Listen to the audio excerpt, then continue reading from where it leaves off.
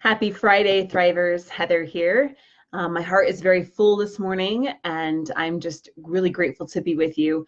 I just heard some really beautiful things, experiences that you have had with our Better Me, Better Marriage Challenge, and how you're really working on your mindset and shifting from a place of fear to a place of peace, choosing love over conflict. And I just really appreciate and honor each of you for the work that you are doing. And I love to hear how this experience is helping you. So, yesterday we were talking about those words that we need to eliminate. And there's that one that's impossible, and we talked about try. And I'm just going to be really, really honest and share a little bit of an experience that I had with this myself yesterday. And this is just the power of understanding who we really are and what we're really about and what truth is in our lives, and finding that purpose of what we're all here to do, right? And that's unique to each of us. So Mark and I have been working on this business for a long time, right? We've had the intention of being able to help save marriages, to help save families, because I believe marriage is the most sacred relationship. And my heart has been in that, but it has not been an easy journey. And when we were first starting out, there were people that told us, that's impossible. You can't make money online. It's really hard to build a business. Most businesses fail within a year, and so on. And hearing all of those messages was just another example in life when we really had to be careful which ones we choose to listen to. And which ones we choose to allow to define us and to steer us. And whether it is impossible or if it's really, really hard, it's really difficult, it's easier to go a different way. What you're doing is really, really hard. You're most likely not going to make it. And I've learned a couple important things, okay? So there's those external messages that we get from others. It's not possible. If you don't abort your baby, you're going to die.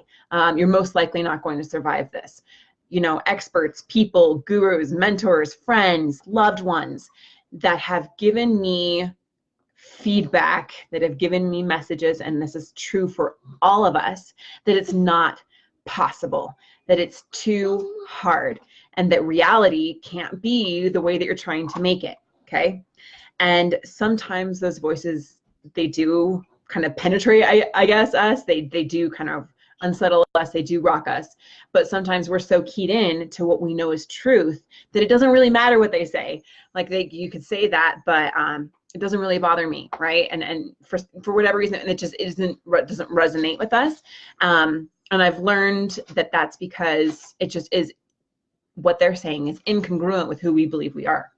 So the voice that we need to be even more attentive to and even more skeptical of is our own internal voice, okay? Because I've had those people tell me those things, and I'm just like, okay, that's your opinion, and it might kind of bother me a little bit, but it doesn't really hit me on it hits me on a surface level, not that deeper level. So I'm bringing this all into my experience yesterday, just to give kind of a background. And so then, with our intention to really help serve more people this year. We want to help more clients than we've ever helped this year. We want to save more marriages than we've ever saved before. Our intention is to save over 2,500 marriages this year. That's what we're intending to do, okay? And so we felt really good about that, and we're going full bore into it and everything. And then yesterday, I was in my bathroom getting ready for the day, my children running around, crazy morning stuff, a little baby sitting on the floor next to me, babbling and banging toothbrushes and whatever I could do to keep her a little bit entertained. And I get a message on my phone from my mindset coach. We have a business coach, we have our mindset coach. Our mindset coach has us check in every single day. And I was asking him last week, what do we need to do? We've got this really big intention. We want to help all these people. We want to take our business to the next level. So what do we need to do mindset-wise to help us get there? Okay, because I have a coach, and I really believe in the power of that. And he said, Heather, you're thinking too small. If you can already see the way to get to helping 2,500 marriages, if you already know how to do it, then you're not thinking big enough. And so I want you to save 50,000 marriages this year. Like, have it be such a stretch that you don't know how to do it. And that's the sweet spot for you. And that's the sweet spot for everyone. That's exactly kind of where we need to be. Because if your goal is that you can already see how you're going to do that within the scope of a year, then you aren't pushing yourself far enough. And he said, go back to a year ago, before you joined on with your business mentor here, and you guys were really wanting to work on things, and your intention was to build up this business, and you didn't know how to get to where you are right now, but you actually surpassed your goal. And you didn't know how, though, a year ago, if you remember, you didn't know how to get there. And now you are one of the fastest growing online marriages resources in the world. And that's incredible, but you didn't know how to get there a year ago. And so I realized, yeah, I had settled into my comfort zone. I know how to do that, and I see the path clearly before me. When he said to go for 50,000, that just like, it struck me in such a powerful way. And it was immediately like, oh my goodness, that seems like, that's such a monumental leap. Like the first, of course, it was like, I really don't know if that's going to be possible in a year. I don't see how. And as I dissected that, I was like, that's exactly where those limiting beliefs come in. And that's that internal voice that's saying, you can't do that. And so just being really aware of that language, that self-talk, and those words that we need to erase from our language, from our minds, from our lives. So being really just cognizant of those stories that are coming from within us, those ones that other people might be saying you can't save your marriage or whatever, but if you're the one saying it, that is what becomes the real story. And if I say, I can do this, I'm going to do this, I am this, then that becomes the story. So be really careful of the stories that we're telling ourselves and the limitations that we put on ourselves.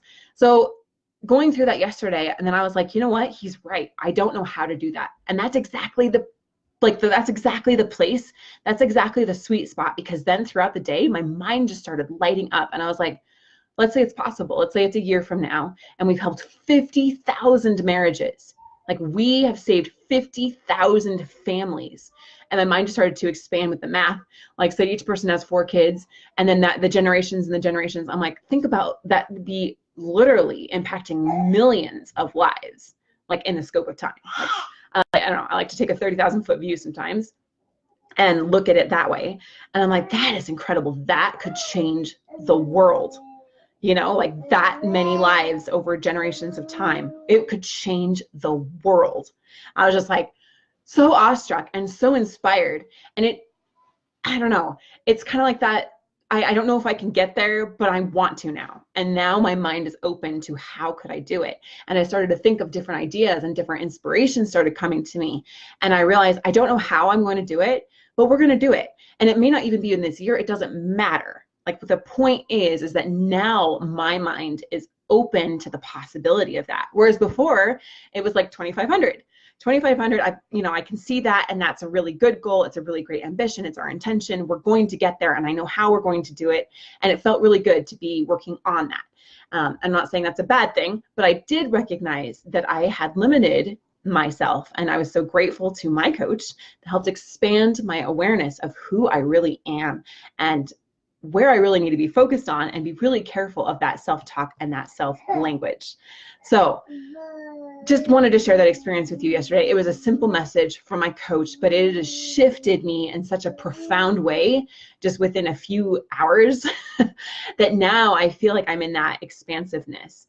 And again, for you, like, you might not know how you're going to really change or improve or save your marriage. You might not know how to get them back or to save your family. That might seem like such a stretch, but that's actually where we need to be, is in that place of beyond the next step, like beyond what we can see. I hope I'm articulating this okay. It's something that I feel, but I haven't really like processed through into words quite in this way. So I'm really hoping that my heart is coming out, and that I'm showing the vulnerability and also the struggle, right, that I went through just yesterday in that expansive jump from 2,500 to now 50,000, right? And that there is that self-doubt and that oh my goodness, how could I do that? And I don't know if I'm capable of that. I don't know if I'm setting myself up for failure. Just those limiting beliefs just creep in, and I feel that in my gut. I feel it in my core, and I'm just like, oh, it's just kind of like just getting punched in the gut or something. And it feels so intimidating, right? And if I listen to those voices, I've learned that when I listen to those voices, you can't do it, you're not good enough, who are you to think that you could do that? Who are you to think that you could help that many people? And, like I said later, literally change the world given time and, as it expands out. Like, who am I to do that? And just that brings in that darkness, and it brings in that shrinking effect. And I've learned enough times that when I feel that right there, to be really, really aware of it, because I've given into that in my life, where it's brought me down to absolute depression, complete despair.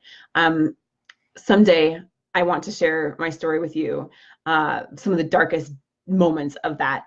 I'm not ready to right now, but I do appreciate you guys sticking with me on my journey, because I know what it's like to feel like you're at complete rock bottom and you've just given in to all of that pain and that darkness and that fear.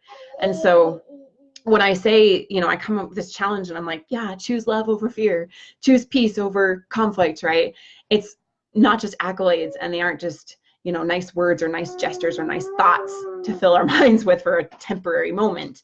But it literally, I've gone through that darkness so that I can comprehend the light, and that I can see the journey that it takes to get there. And it's, the darkness is always there, and we always have that choice at any moment, just like I did yesterday. Am I going to give in to that fear? Am I going to give in to that self-limitation of I'm not good enough? I don't know how I could possibly do that. So anyway, that was a microcosm. Like, it's just a small example. But I just wanted to let you know that if you're struggling with that, I understand. I've been there, and I'm really grateful that I have a mentor that pushes me beyond my comfort zone, because that's incredibly powerful.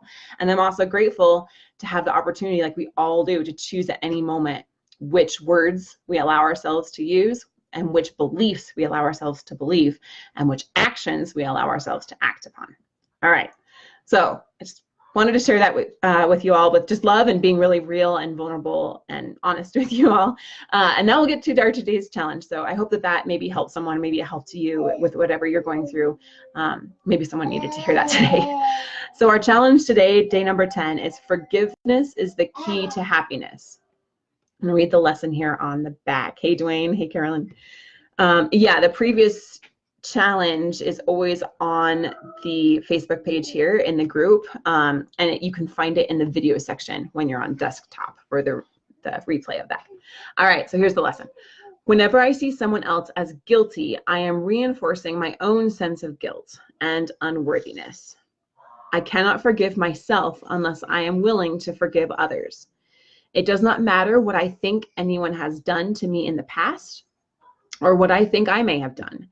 Only through forgiveness can my release from guilt and fear be complete.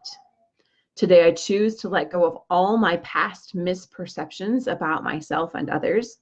Instead, I will join with everyone and say, I see you and myself only in the light of true forgiveness. So let's do what Robin Sharma says. Let's make that a brain tattoo. I see you. I see myself only in the light of true forgiveness. And let's make that brain tattoo, so that anytime we're having a misperception or a sense of wanting to blame someone or judge someone, right? And if we're seeing them as guilty, or if we're seeing ourselves as guilty, then let's shift that to this right here. I see you and myself only in the light of true forgiveness. And maybe this right here is kind of like with my mentor yesterday, and it might seem like a really big gap, right? It might seem like, wow, I don't really know how I could get there. But as we hold this as our reality, that this can become our reality, we can choose to see ourselves with forgiveness, and we can choose to see others with forgiveness, that we will find the way. And as we hold to that, the way will show itself, and we will discover that's who we really are. So let's do this today. Let's put it in the chat, in the comments, type it out, declare it to the world. Forgiveness is the key to happiness. I really believe this.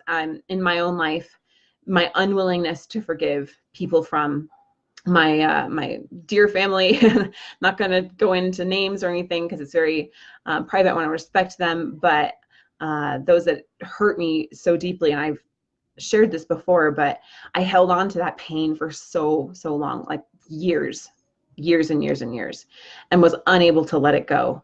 I was unable to make peace with it, and learning how to forgive and choosing to forgive, even if the other person, they never said sorry to me. They never apologized. They never made amends. They never said, wow, I realize that probably really hurt you. What can I do to help you heal? All those things that we want to hear from someone else. I realized that this pain that I was feeling and I was carrying on was only hurting me. And I really, truly believe that there's a powerful mind-body connection. And that right there, I believe that holding on to that energy of bitterness and just pain, just anguish of my soul over what had happened. And then the fact that they weren't willing to help me heal and just holding on to it, not knowing how to let it go, was what created cancer in my body. That mind-body connection, that the cancer was right there, right above my heart, right where I felt the hurt the worst. And that me holding on to that for so long was literally killing me from the inside out. It wasn't something that anyone ever saw on the surface, because I always wanted to look happy and appear and appearances of being joyful and everything, and a good mother and a good wife and all these things. But it was definitely internal. And I recognized that to save my life, I needed to let this go. I needed to find a way to make peace with it. And it was a choice. And we all have that choice. And it's one that we can make at any moment. So I encourage you that if you are stuck in that kind of pain, if you're feeling that anguish of your soul, that bitterness, and it might be guilt even towards yourself, I've definitely been there as well, that we can choose at any moment. I choose to release this. I choose to let it go. And as we continue to just repeat that and show up with that being our intention, I make peace with this. I forgive you. I forgive myself. I'm letting this go. That we can have that true joy and that true happiness. So appreciate you all. Thank you, Godfrey, Mindy, awesome. Appreciate you all. My heart, my love, my appreciation goes out to you. Let this day be a day of healing. Let's make that intention. Today is the day I heal. Today is the day I let this go. Today is the day I choose who I'm going to be and the life that I want to live, the gift that I want to give the world today. And today I give the gift of forgiveness. Appreciate you guys. We'll talk to you soon.